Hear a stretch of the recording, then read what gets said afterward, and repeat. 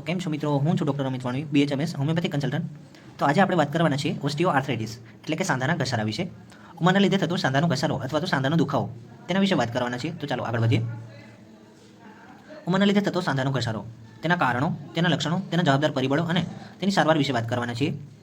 તો સાંધાના ઘસારો અથવા દુખાવો, કે જેને સાંધાના ઘસારા અને દુખાવાને ઓસ્ટિયોઆર્થ્રાઇટિસ અથવા ઓસ્ટિયોપેનિયા કહેવામાં આવે છે. તો ઓસ્ટિયોઆર્થ્રાઇટિસ શું છે? ઓસ્ટિયોઆર્થ્રાઇટિસ એટલે સાંધાનો એક ડિજનરેટિવ એટલે કે ઘસાતો રોગ છે કે જે હાડકા વચ્ચેની કાર્ટિલેજ એટલે કે સાંધાની ગાદીઓ ધીમે ધીમે નાશ પામે છે, જેના કારણે હાડકા એકબીજા સાથે ઘસાતા રહે છે. તેના પરિણામે દુખાવો, કઠોરતા એટલે કે સ્ટીફનેસ અને સાંધાની હલનચલનમાં અડચણ અનુભવાય છે. આ રોગ સામાન્ય રીતે મધ્ય વયથી લઈને વૃદ્ધાવસ્થામાં વધુ જોવા મળે છે. ખાસ કરીને તે ઘૂંટણ, હિપ, કમર, હાથ અને ગળાના સાંધામાં જોવા મળે છે. તમે આકૃતિમાં જોઈ શકો છો કે નોર્મલ ઘૂંટણનો સાંધો કેવો હોય છે અને ઓસ્ટિયોઆર્થ્રાઇટિસનો સાંધો કેવો હોય છે, કે જેમાં ઘૂંટણના કાર્ટિલેજ ઘસાઈ ગયેલા હોય છે. હવે આપણે વાત કરીએ તેના મુખ્ય કારણો વિશે. તો તેના મુખ્ય કારણોમાં છે, પહેલું છે એજિંગ એટલે વધુ પડતી ઉંમર વધતા કાર્ટિલેજ નબળું થાય છે, જેના લીધે ઘસારો થાય છે. બીજું છે ઓબેસિટી એટલે વધુ પડતો વજન, વધારાનું વજન સાંધા પર દબાણ આપે છે, જેના લીધે ઘસારો વહેલો આવે છે. જેન્ડર એટલે કે જાતિ, સ્ત્રીઓમાં ખાસ કરીને મેનોપોઝલ એજ પછી જોખમ વધી જાય, કારણ કે તેમાં હોર્મોનલ ઇમ્બેલેન્સ અને કેલ્શિયમ લિબ્રેશન શરૂ થાય છે, જેના લીધે સ્ત્રીઓમાં મેનોપોઝલ એજ પછી કેલ્શિયમ ગુમાવે છે. તેથી સાંધાનો ઘસારો વહેલી તકે જોવા મળે છે. જેનેટિક્સમાં તો કે કુટુંબમાં આર્થરાઇટિસ હોય તો શક્યતાઓ વધારે હોય છે, જેમાં આરએ અથવા ઓસ્ટિયોઆર્થ્રાઇટિસ કોમન છે. ઓલ્ડ ઇન્જરી અને ટ્રોમામાં, જેમાં એક્સિડન્ટ થયેલું હોય અથવા કોઈ લાંબી મોટી ઈજા થઈ હોય, તો તેમાં સાંધામાં ઈજા કે અકસ્માત પછીની અસર જોવા મળે છે. હવે છે ઓવરયુઝ એટલે કે અતિશય ભારે વજનવાળી અથવા શારીરિક મહેનત કરેલી હોય તો તેમાં પણ સાંધાનો ઘસારો જોવા મળે છે. હોર્મોનલ બદલાવમાં, ખાસ કરીને મેનોપોઝલ એજ પછી સ્ત્રીઓમાં સાંધાનો ઘસારો જોવા મળે છે. તો તેના લક્ષણો વિશે વાત કરીએ. સાંધામાં લક્ષણો તો કે સાંધામાં દુખાવો રહે, પેઇન ઇન જોઇન્ટ્સ, સાંધાની કઠોરતા વધે એટલે કે મોર્નિંગ સ્ટીફનેસ, સવારમાં ઉઠ્યા પછી એકદમ સાંધા અકળાઈ જાય તેવો અનુભવ થાય. સાંધામાં ફૂલાવો એટલે કે સ્વેલિંગ જોવા મળે. હલનચલનમાં અવરોધ એટલે કે રિસ્ટ્રિક્ટેડ મૂવમેન્ટ જોવા મળે.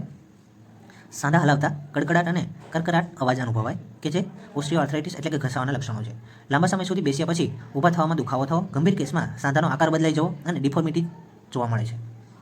તમે બે આકૃતિમાં જોઈ શકો છો કે પહેલી આકૃતિમાં છે આર એટલે કે રૂમેટોઇડ આર્થરાઇટિસ, કે જે ઓટોઇમ્યુન ડિઝીઝના કારણે થાય છે. પોતાના જ સેલો પોતાના ઉપર આક્રમણ કરે છે, જેના લીધે આ રીતની રૂમેટોઇડ આર્થરાઇટિસ જોવા મળે છે અને તેના કાર્ટિલેજ ડેમેજ થાય છે. અને બીજું છે ઓસ્ટિયોઆર્થ્રાઇટિસ, કે જે વધુ પડતી ઉંમર અને ઉંમરના રિલેટેડ આર્થરાઇટિસ જોવા મળે છે, જેને આપણે ઓસ્ટિયોઆર્થ્રાઇટિસ કહેવામાં આવે છે. તમે આકૃતિમાં જોઈ શકો છો આરએ અને ઓએ વિશે, કે જેમાં એક્સરે આપેલા છે. તો આરએમાં અને ઓએમાં અલગ અલગ રીતે આપણે જોઈ શકીએ છીએ, કે જેમાં કાર્ટિલેજનું ઘસાવું અને સ્વેલિંગ પણ જોઈ શકો છો. તો આપણે તપાસ અને નિદાનમાં, કે જે ડાયગ્નોસિસ વિશે વાત કરીએ, તો ઇતિહાસ અને શારીરિક તપાસ એટલે કે ફિઝિકલ એન્ડ હિસ્ટ્રી ઉપરથી આપણે દર્દીના લક્ષણો, સાંધાની હાલત તપાસ કરી તેના ઓસ્ટિયોઆર્થ્રાઇટિસ છે કે અથવા આરએ છે તે નક્કી કરી શકાય.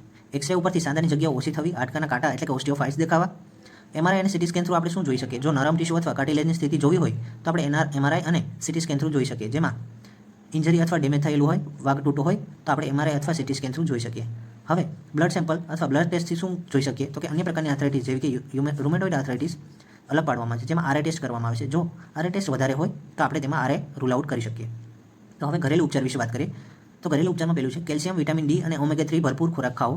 દૂધ, દહીં, તલ, બદામ, માછલી, જો માછલી ખાતા હોય અથવા પ્યોર વેજ હોય તો તેમાં ઓમેગા 3 એટલે કે અલસી, કે જે ખાવાથી અને કેલ્શિયમ અને વિટામિન ડી ભરપૂર માત્રામાં હોય તેવી વસ્તુ ખાવાથી કેલ્શિયમનું લિબ્રેશન ઓછું થાય છે. મીઠું અને તળેલું ખાવા ઓછું કરવું. હળદરવાળું દૂધ અને ગરમ પાણી પીવાથી રાહત મળે છે દુખાવામાં. લસણવાળું ગરમ પાણી એટલે કે એપ્સમ સોપ સાંધા માટે લાભદાયક નીવડે છે. વજન ઘટાડવું. નિયમિત હળવો વ્યાયામ કરવો. વોકિંગ અને યોગ અને સ્વિમિંગ કરવું જોઈએ. ભારે વસ્તુ ઉઠાવવી ટાળવી. ઘૂંટણ પર લાંબા સમય સુધી બેસવું ટાળવું. રેતીની બેગથી કસરત કરવાથી, કે જે તેના સ્નાયુ છે તેમાં મદદ મળે છે. હવે આપણે વાત કરીએ એલોપેથિક સારવાર વિશે. તો એલોપેથિક સારવારમાં પહેલું છે પેનકિલર, કે જેમાં એનાલ્જેસિક તરીકે વર્તે છે. પેરાસિટામોલ, આઇબુપ્રોફેન જેવી દવાઓ છે. હવે એન્ટી ઇન્ફ્લામેટરી ડ્રગ તરીકે સૂજન અને દુખાવો ઘટાડવા માટે વાપરવામાં આવે છે. તો ટોપિકલ ઓઇન્ટમેન્ટ તરીકે મલમ અથવા જેલ, કે જેમાં ડાયક્લોફિનેક વાપરવામાં આવે છે, તે ટેમ્પરરી રિલીફ માટે આપવામાં આવે છે. હવે વાત કરીએ ગ્લુકોસેમાઇડ એન્ડ કોન્ડ્રાઇટિન સપ્લિમેન્ટ્સ, કે જે કાર્ટિલેજને મજબૂત બનાવવા માટે ઉપયોગી નીવડે છે. કોર્ટિકોસ્ટેરોઇડ ઇન્જેક્શન, કે જે દુખાવો અને ઇન્ફ્લામેશન ઘટાડે છે, પણ તે સ્ટેરોઇડ તરીકે વર્તે છે. હાઇડ્યુરોનિક એસિડ ઇન્જેક્શન, કે સાંધામાં લુબ્રિકેશન વધારે છે. જો સાંધાના ઘસારામાં સાઇનોવિલ ફ્લુઇડ ઓછું હોય તો તે હાઇડ્યુરોનિક એસિડ ઇન્જેક્શન થ્રુ સાંધામાં લુબ્રિકેશન વધારે આપે છે.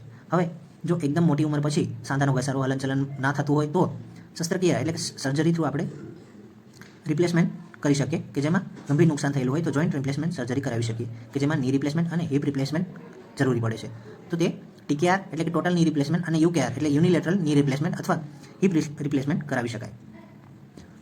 તમે આકૃતિમાં જોઈ શકો છો, પહેલાંની આકૃતિ અને પછીની આકૃતિ, જેમાં હિપ રિપ્લેસમેન્ટ પછી અને પહેલાંની સારવાર. હવે આપણે વાત કરીએ હોમિયોપેથિક ટ્રીટમેન્ટ વિશે. હોમિયોપેથિક ઉપચારનો ધ્યેય શું છે? તો કે સાંધાનો દુખાવો, સોજો અને કઠિનતા ઘટાડવી, કાર્ટિલેજનો ક્ષય ધીમો કરવો, શરીરના સેલ્ફ હિલિંગ મિકેનિઝમને ઉત્તેજિત કરવું અને ચાલવામાં સરળતા અને જીવનની ગુણવત્તા વધારવી. તો પહેલી વાત કરીએ આપણે રસ્ટોક્સ વિશે. દુખાવો ચાલવાથી ઓછો થાય અને વિશ્રામથી વધારે થાય. હવામાનમાં ફેરફારથી તકલીફો વધે, વાદળ આવે ત્યારે અથવા ઠંડા વાતાવરણમાં વધી જાય, ખાસ કરીને ઘૂંટણ, ખંભા અને પીઠના સાંધામાં દુખાવો થાય. ચીલી પેશન્ટ હોય તો એના કીનોટ વિશે વાત કરીએ. સ્ટીફનેસ આફ્ટર રેસ્ટ અને બેટર બાય મોશન. હવે એના ડોઝ વિશે વાત કરીએ તો રસ્ટોક્સ 30 પોટેન્સીમાં આપણે BDS ફોર 50 ડેઝ આપીશું. બીજી છે બ્રાયની આલ્બા. દુખાવો હલનચલનથી વધારે થાય અને વિશ્રામથી ઓછો થાય છે. સાંધા ફૂલે અથવા ગરમ લાગે, ધીમેથી ચાલે ત્યારે દુખાવો સહન થાય. Dryness of all mucous membrane except serous membrane. What patient thirsty. Keynote વિશે વાત કરીએ. Pain worse by slightest movement and better by rest. તો ડોઝ વિશે વાત કરીએ. બ્રાયને 30 પોટેન્સીમાં BDS ફોર 50 ડેઝ આપીશું. હવે આપણે વાત કરીએ કલ્કેરિયા કાફ વિશે. સાંધામાં કઠિનતા, ખાસ કરીને વૃદ્ધ અથવા વધારે વજનવાળા લોકોમાં, એટલે કે ઓબેસિટીમાં ફ્લેર ફેબી પેશન્ટ હોય તો આપણે કલ્કેરિયા કાફ વિશે વિચારી શકીએ. ઘૂંટણ, ખંભાના સાંધાના દુખાવો, પસીનો વધારે આવે અને ઠંડુ લાગતું રહે. Chilly patient, thirsty patient, egg sweet indigestible desire, એટલે કે ચોક માટી એવું ખાવાની વૃત્તિ હોય. ફેર ફ્લેટ ફેબી sweaty personality. Keynote joint pain with obesity, sweat on head, cold tendency. તો ડોઝ વિશે વાત કરીએ. કલ્કેરિયા કાફ 30 પોટેન્સીમાં BDS ફોર 50 ડેઝ આપીશું. આર્નિકા મોન્ટાના, એટલે કે સાંધામાં દુખાવો જેમ માર લાગ્યો હોય તેવો લાગે, એટલે કે એકદમ સોરનેસ અને બ્રુઇશ ફિલિંગ જોવા મળે છે. એટલે કે પડ્યા પછી જે આપણે થોડાક ટાઈમ પછી જે અનુભવાય છે તેના જેવો દુખાવો અનુભવાય છે. લાંબા સમય સુધી ચાલ્યા કે કામ કર્યા પછી દુખાવો વધે. ઈજા બાદ કે ભારે કામ બાદ થતી OA માટે ઉત્તમ દવા એટલે કે આર્નિકા. તો હવે ડોઝ વિશે વાત કરીએ. આર્નિકા 30 પોટેન્સીમાં અથવા 200 પોટેન્સીમાં આપણે BDS ફોર 50 ડેઝ આપીશું. જો જરૂર પડે તો આપણે પોટેન્સી વધારી શકાય. ચોથું છે રૂટા. સાંધાની લિગામેન્ટ અથવા ટેન્ડનની ઈજા અથવા નબળાઈ માટે ઉપયોગી છે. રિકરન્સ લિગામેન્ટ ટિયર કે જે રૂટામાં જોવા મળે છે. વધારે મહેનત કે દબાણ બાદ થતો દુખાવો. ઘૂંટણ, કણસાના સાંધામાં અસરકારક જોવા મળે છે. કીનોટ વિશે વાત કરીએ. Pain in tendon, feeling of strain. Dose વિશે વાત કરીએ. રૂટા 200 પોટેન્સીમાં BDS ફોર 50 ડેઝ આપીશું. હવે કલ્કેરિયા ફ્લોર. અસ્થિ અને કાર્ટિલેજની ઘસાઈ એટલે કે ડિજનરેશન માટે ઉત્તમ દવા નીવડે છે. સાંધામાં કઠિનતા, ચટકારા, ક્રેકિંગ સાઉન્ડ જોવા મળે. લાંબા સમયથી ચાલતી OA માટે ઉપયોગી. કીનોટ વિશે વાત કરીએ. Stiffness with cracking sound, chronic OA.